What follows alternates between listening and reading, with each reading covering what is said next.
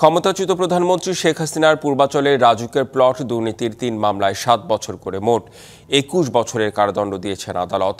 একই দুর্নীতির মামলায় তার ২ সন্তান সজীব ওয়াজেদ জয় ও সাইবা ওয়াজেদ পুতুল সহ বাকি ২২ জনকে আলাদা আলাদা মেয়াদে সাজা দিয়ে রায় ঘোষণা করা হয়েছে। আর আত্মসমর্পণ করে নিজেকে নির্দোষ দাবি করা রাজুকের সাবেক কর্মকর্তা খুরশিদ আলমকে ১ বছরের জেল দেওয়া হয়েছে। পূর্বাচলের রাজুকের প্লট বরাদ্দে জালিয়াতির অভিযোগে শেখ হাসিনা, জয় ও পুতুলের বিরুদ্ধে চলতি বছরের জানুয়ারিতে ৩টি মামলা করে দুদক। তদন্ত শেষে গত ১০ মার্চ ২৩ জনের বিরুদ্ধে দেয়া হয় অভিযোগপত্র আর ৩১ জুলাই বিচার শুরুর আদেশ দেয় আদালত। সাক্ষ্য দেন ৯১ জন। শেষ পর্যায়ে আদালতে আত্মসমর্পণ করে নিজেকে নির্দোষ দাবি করেন রাজুকের সাবেক কর্মকর্তা খুরশিদ আলম। যুক্তিতর্ক শেষে ২৩ নভেম্বর আজকের রায়ের দিন ঠিক করেছিলেন ঢাকার পঞ্চম বিশেষ জজ মোহাম্মদ আব্দুল আল মামুন। আরও জানাতে ঢাকার বিশেষ জজ আদালত থেকে যুক্ত হচ্ছেন সহকর্মী লিটন মাহমুদ। লিটন, এই মামলার রায় সম্পর্কে আরও কি তথ্য আছে আপনার কাছে, বিস্তারিত জানতে চাই।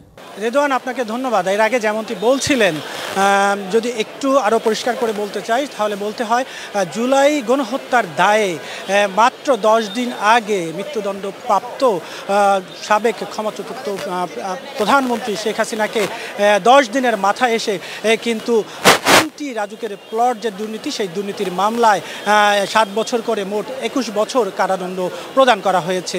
এবং এই সব মামলায় মোট যে ২৩ জন আসামি রয়েছে তাদের প্রত্যেককেই কিন্তু বিভিন্ন মেয়াদে সাজা প্রদান করা হয়েছে। এখন পর্যন্ত রায় পড়ছেন বিচারক।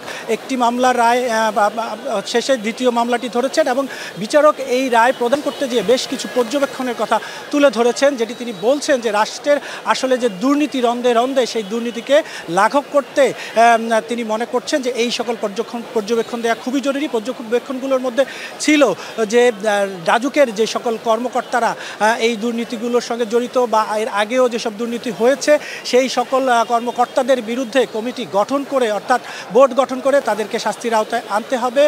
এবং এই যে প্লট জালিয়াতি যে মামলাটি দায়ের করা হয়েছে, এই মামলার সঙ্গে যারা সংশ্লিষ্ট আছেন তাদেরকেও একইভাবে শাস্তির আওতায় আনতে হবে। নতুন এবং ফিরে আসা গ্রাহকদের জন্য নগদে চলছে ক্যাশব্যাক সহ প্রতিদিন হাজারো উপহার জেতার সুযোগ। হবে আশা আর ফেরা সারপ্রাইজ সেরা।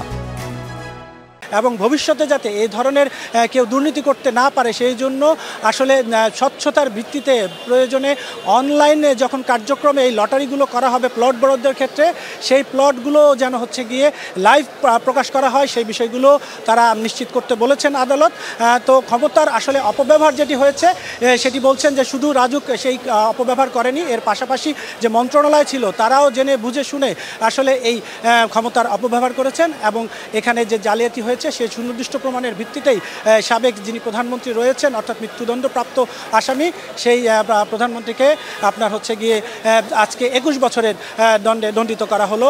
বাকি যে দণ্ডগুলো তার ২ সন্তান সজীব ওয়াজেদ জয় ও পুতুল এর বিরুদ্ধে, সেটি আমরা জানা মাত্রই আপনার মাধ্যমে নিশ্চয়ই দর্শকদের জানিয়ে দিতে পারবো। রেদওয়ান, নিশ্চয়ই আমরাও জেনে নিতে চাই। লিটন মাহমুদ, ধন্যবাদ আপনাকে।